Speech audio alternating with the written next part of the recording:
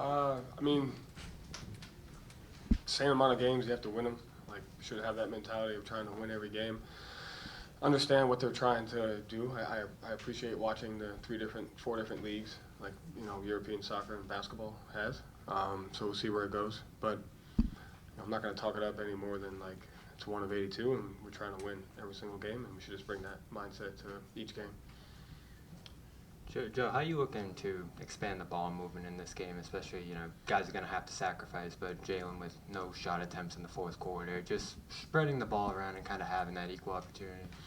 I think the fourth quarter is different opportunity than, the first. We have to do a better job in the first 3 quarters of making an equal opportunity. In the fourth quarter, I think we got to be very intentional about what the coverage is and what are the best options versus those coverages. And I think when you have a guy like KP and they're blitzing and they're up and he can create 2-on-1s with his screening, we have to be able to do that. And so I think the equal opportunity is, throughout the majority of the game, but when we need baskets, we have a set list of stuff that we want to go to that involves multiple guys. Involves whether it's Derek or Drew, depending upon the matchup, and JT, KP, and JB.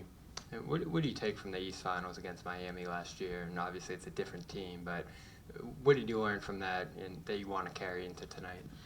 We're a different team. They're a different team, and so I think it's not, we have to probably play them 2-3 more times or something like that. So I think we've played them 14 times over the last 2 years in the bubble, another 6, so 20 times in the last, and all comes down to the same stuff, right? I think it's more about just the mindset we play with, the physicality we play with, and then the execution that we have on both ends of the floor.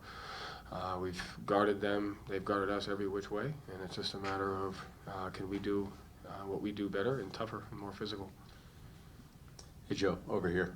Opening night at TD Garden, always a special night each season. Nothing better. From the few that you have been involved in here, what kind of stands out to you about the environment on this particular night each season? This night, big, but, the cool thing, when you get new players in and they think they know what it's like to play in here, and then they play at the Garden as a Celtic, and it's a completely different perspective. And so what's cooler than how great tonight's environment will be was the first preseason game. And, a couple of the new guys were like, that was a preseason game. Imagine what the regular season's like. And so it just makes it that much more meaningful and grateful to be a part of the organization and to be a part of that environment.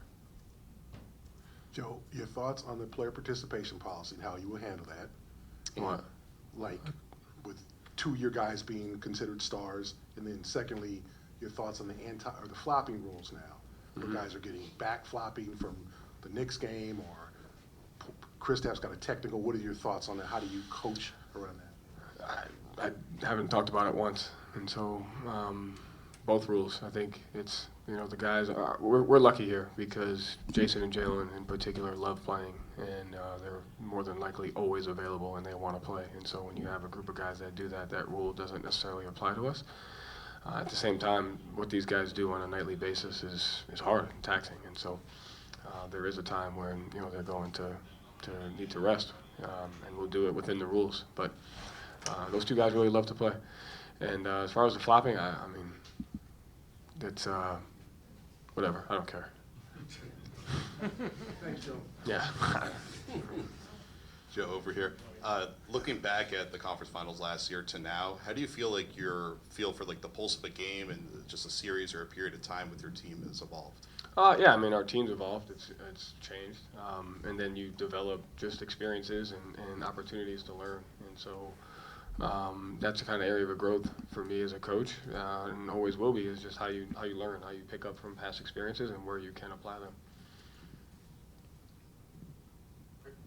Thank you, Joe.